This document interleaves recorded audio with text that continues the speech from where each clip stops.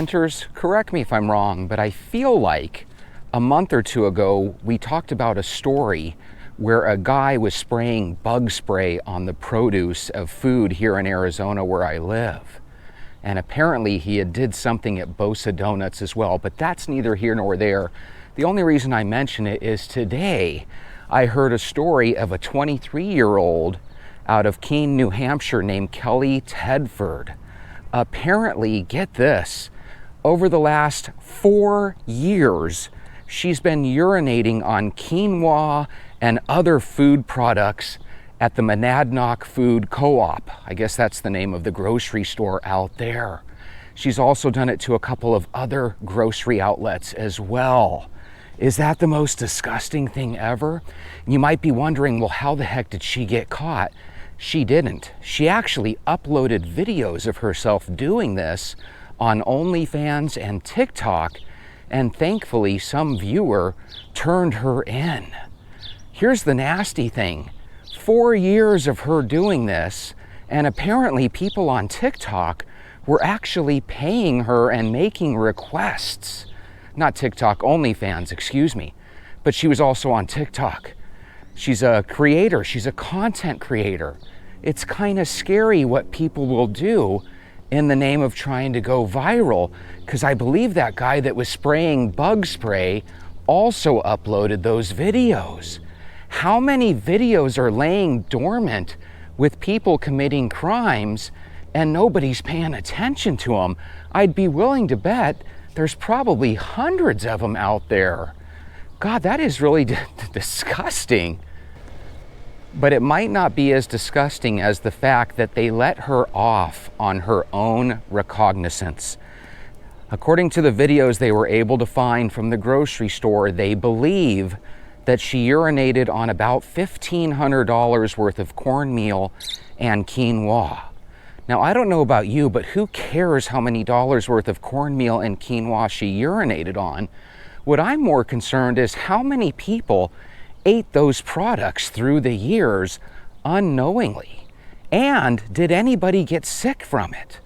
I don't know if urine is considered sterile or if someone's sickly and then you accidentally digest some of their urine. God, doesn't that just sound disgusting? But apparently no one passed away on this, or if they did, how would they have ever traced it back to her? Well, now apparently they might be able to. Who knows? I have no idea on that. But it is kind of sick that some judge said, okay, we're going to release you on your own recognizance. Come back to court whenever we're ready. That seems kind of crazy to me. This seems like something where you should be in jail. I don't know if you need to be in jail for 20 or 30 years, but don't you guys think that there should be some sort of sentence for this?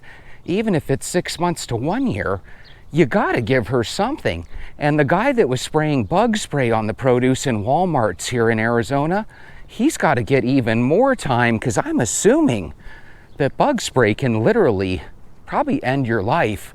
With urine, I'm just guessing it could probably get you sick. Maybe you guys know more than I do. If you're a nurse or a doctor, or if your brother-in-law's a doctor, find out if people's urine can make other people sick for me, if you would. And I know some of you guys are thinking, well, I watch videos where people are pissing on people all the time. They're perfectly fine. Keep your kinky stuff off my channel. I am so embarrassed by what I weighed on the scale. So embarrassed, in fact, that I'm not even going to mention it, but I have a secret plan to counteract the weight that I've gained. I'm on day, 18 of no sugar. I'm just gonna keep going full bore. I've been eating less and less, and I feel good. I also got to go to a railroad park here in Scottsdale and visit with my granddaughter. We got to take pictures. She has this scowl that she does that's just really cute to me, because it looks like her becoming a little girl. Whereas, you know, the past 3 years, she's been like a baby and toddler. She's really getting smart, saying a lot of words. It's a real blessing being a grandpa. I listened to a couple minutes of Glenn Beck, and I'm going to get to some of these comments on this urinating on food thing with Kelly Tedford. But I saw something on Glenn Beck's show today on my phone as I was driving down to meet up with my daughter and granddaughter at the railroad park. And it was basically saying that here in the United States, Mississippi is like the 50th state when it comes to how much people make and the cost of living and the lifestyle they're able to live in Mississippi. And this lady that was a guest on Glenn Beck's show said something that really blew me away. She goes, the problem with socialism is that it has created a situation where people in Britain, Canada, France, and Germany, on average, live a lifestyle and have less money that is actually worse than Mississippi. And that's really eye-opening because there's a lot of people in this country that really want us to become a little bit more socialistic. And the problem with socialism is it slowly but surely drags countries to the point where they're miserable. And I think that there's a problem with a disconnect where people don't see that. But the reality is, like for example, with this Department of Education thing, right? Apparently, since that came into play, and I guess Jimmy Carter started it, or something to that effect, maybe it was Ford or somebody, but either way, the point I'm making is apparently before the Department of Ed ever came to us on a federal level, apparently schools performed better. We've always paid more money per student. We used to be number 1, number 2, number 3 in the world. Now we pay more than everybody else combined, and we're basically 45th in the world, right? And when I say 45th, I'm just throwing up a number up there. The point is, it sounds to me like the Department of Ed's a little bit overrated, and who knows, maybe we'll be better off without it. At Vast Vessel 996 says that is bioterrorism and she deserves 20 years of prison. I'm cool with that, you know. I'm also cool if she gets 1 or 2 years of prison, but the reality is some people look at this as the most horrible thing ever. And frankly, I'm kind of halfway there. I don't know if 20 years is the amount that I'd give her, but I'd love to hear your guys' thoughts. Do you think you give her 6 months to a year in jail to think about what she's done and some hefty fines on top of it all? Or do you agree with this person? It's bioterrorism. You're really going to potentially get people sick with what you're doing. Here's a 20-year sentence. I would love to know your thoughts. At Gabba the Hutt. I love that name. As a matter of fact, me and my ex-wife, whenever we would argue and I was ultra pissed, I would call her Jabba the Hutt because she was an overweight woman, and that was what you do when you're angry with somebody. You say cruel, mean things. So I hope you don't hate me, but it was a name that really stuck with her. She actually kind of had the face of Jabba, the whole 9 yards. Anyway, she says facing 7 years in jail has to be terrifying. If I were her, I'd be peeing myself. So even though they let her go on her own recognizance, she is expected back in court, and apparently, because they're trying to get her for criminal mischief, apparently that comes with a potential maximum sentence of up to 7 years in New Hampshire, or at least that's what I'm assuming based on this comment. Now, I don't know again if this is something that should get you 7 years, but I'm totally okay if she does get 7 years. I also think that there's a scary component, and again, I'm naive to this because I'm not a doctor, but I'm just imagining that something like urine and fecal matter and stuff, I'm just assuming that stuff can really get you sick, like in a septic sort of way. I think it's gross when people don't wash their hands after they go to the bathroom. And I know for a fact, just based on what I've seen in life, you go into a Walmart bathroom and you're in there with 5 or 6 different dudes. I'm talking from a male's point of view, obviously. You take a piss, you go and you wash your hands. And most of the people follow suit. They wash their hands, but there's always about, I don't know, probably 25% of the people, they just walk right out. They don't wash their hands at all. And when I would go to the restroom and coworkers would come in, some of them would take a number 2, a big dookie, right? And even though they would dookie, they still wouldn't wash their hands. It's the absolute grossest thing in the world. That grosses me out. For this woman to just videotape herself urinating on food products, I'm assuming when no one was looking. See, this is what they didn't explain on the video. I don't know if she took food products to the restroom with her, urinated on them, and then placed them back, or if she literally found a time when no one was looking and went. But again, how do you do that with cameras all around, looking for shoplifters? I have no idea how she pulled it off, but either way, she pulled off those panties and took a piss. Hetty Fusco says, the mental health issue in this country is scary. Open up mental institutions again. They're much needed. I mentioned this a couple months back. Could we have all just been mass brainwashed as a country? Over the first 20 years of my life, I must have seen half a dozen movies about the horrors of insane asylums. But the real horror is when you go through the city that you live in and you see all these homeless shelters and people that honestly can need help. And you have to ask yourself, were we brainwashed? They made every insane asylum look like it was the worst prison in the history of the world. What we didn't realize is that they were keeping people housed and feeding them. And whenever you have millions of people institutionalized, because let's face it, there's millions of people that need help, you're going to have a small percentage where something criminal happens, right? Where they're neglected, where they're ripped off for their money and not given the treatment they need. That stuff's going to happen. The problem, and I'd like to ask your thoughts on this, is that worse than what we see now with all the homeless people that are obviously in need of medication that they're not taking, and instead they're self-medicating with drugs that are killing them left and right? It seems to me like it would be smart to bring back these insane asylums. Put the worst of the worst people with mental illness, not because it's their fault, it's just their lot in life. You can't magically take away mental illness, and if a person refuses to take their medication and therefore they're showing their, crazy side to the world 24/7, I just don't think there's any place for that. Let's get these people the help they need. Let's make sure that we're able to keep an eye on the providers. In other words, if you're going to put up an insane asylum, we don't want it to become those horrible insane asylums from the movies we all watched. We want them to be good and help as many people as they can, but we have to be realistic and know that when you're dealing with people with mental illness, no matter how safe you are, you're still going to have a handful of people that perish every year to potentially horrible situations. I think that's just a given. But the last time that I had mentioned bringing back insane asylums, that maybe we were brainwashed against them, nobody left a comment.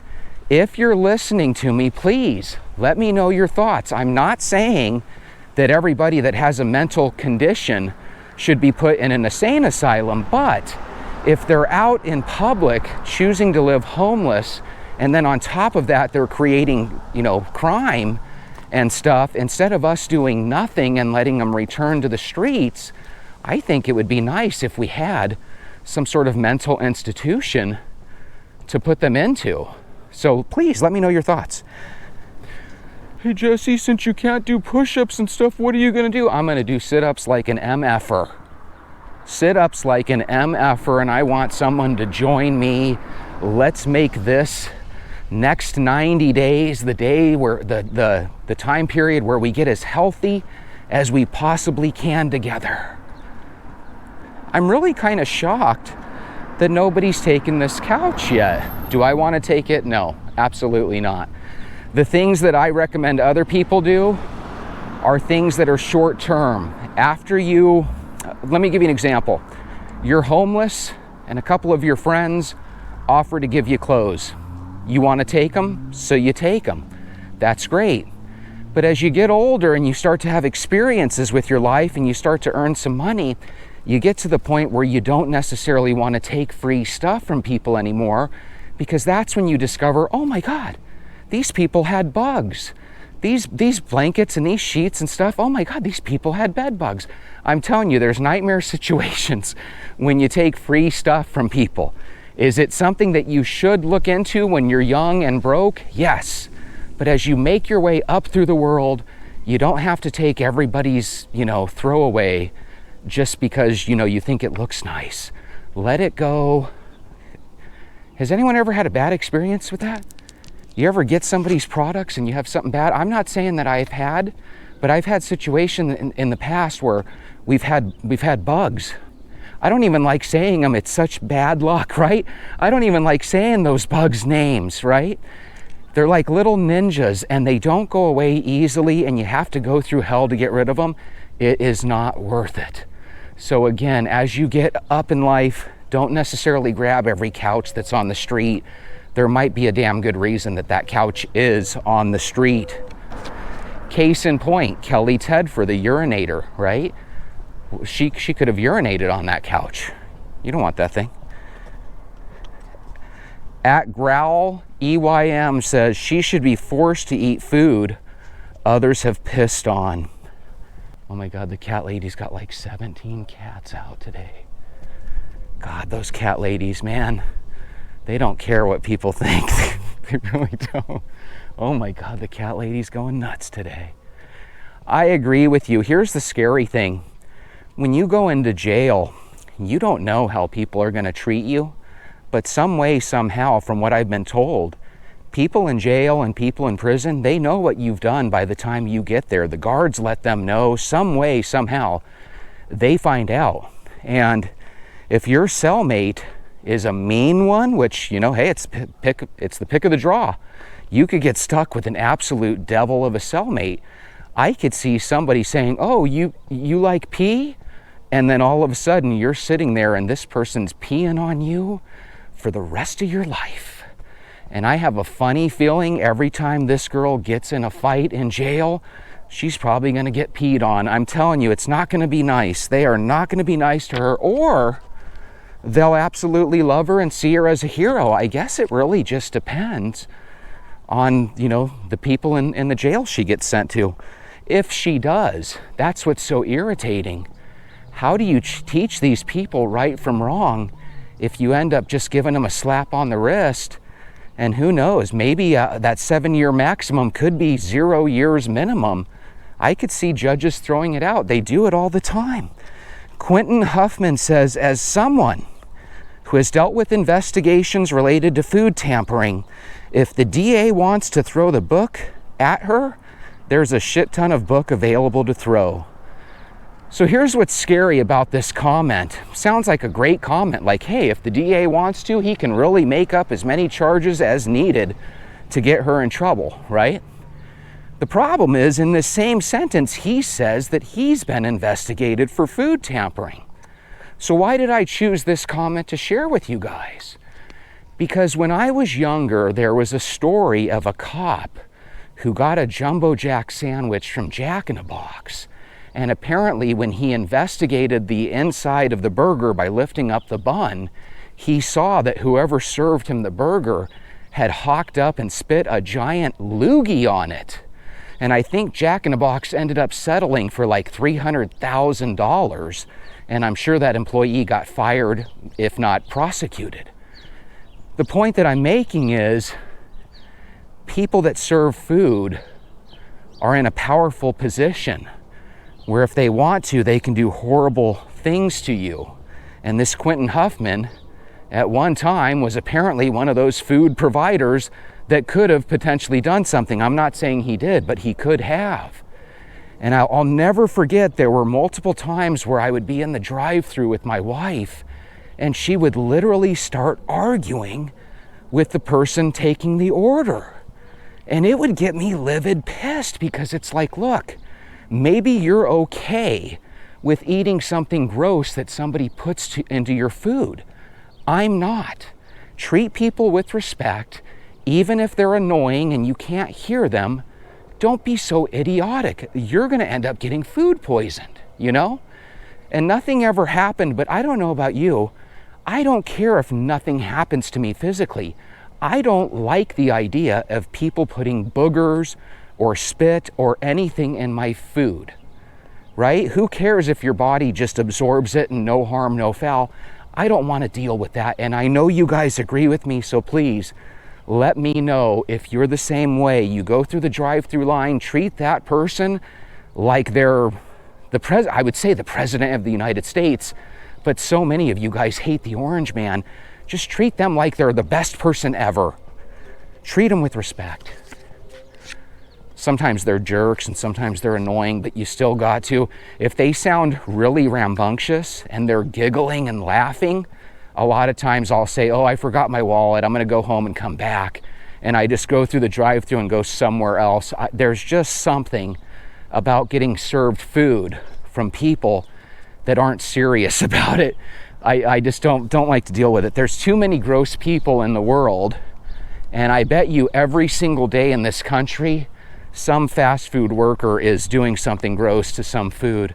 I've actually seen videos. They used to be on TV shows, not necessarily on YouTube, but I remember there's this one video where they showed this guy in some office, and he went into the coffee break room, and all of a sudden they blur out the video and they show him urinating in a coffee pot. And it was pretty popular about, I'm guessing, 15 years ago. Did any of you guys ever see that video? It was like one of these, 25 wild, crazy things caught on camera. It was one of those type of shows. Did anybody ever see that, where they show a guy go in the coffee break room and all of a sudden he's urinating in the coffee? Wouldn't that just gross you out for the rest of your life? Gypsy Rose says, they released her? ? This is more criminal than mischief. Couldn't it be considered attempted poisoning? Gypsy, that's the weird thing. I thought I've heard in the past that urine was sterile. Now, I know when you go into a bathroom that, they don't have very good drainage on their bathrooms and stuff. Sometimes it can smell like piss. I just don't know if urine is considered dangerous or if it's sterile. Doesn't that mean that it's not that dangerous? Here's the one thing I do know. Whenever I've watched these survival type shows, they always say that when you're stuck on a boat, you can't drink the seawater because it's got salt in it, right?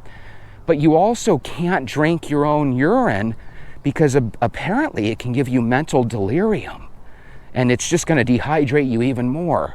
So what they always suggested was pee on a article of clothing and put it around your neck to cool you down. So, apparently there are uses for your piss. Just don't drink it. Sometimes the weird questions lead to the best conversations.